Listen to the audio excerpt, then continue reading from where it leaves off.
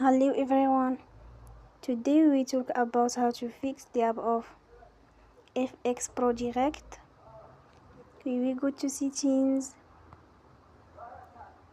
then we click on apps. After that we search the app FxPro Direct and we click. We will on for stop.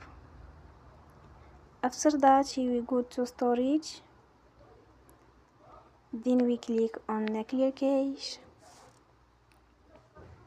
In the end you will turn your Wi-Fi and you will turn again. Don't forget to support us by like and subscribe. See you next time and thank you for watching.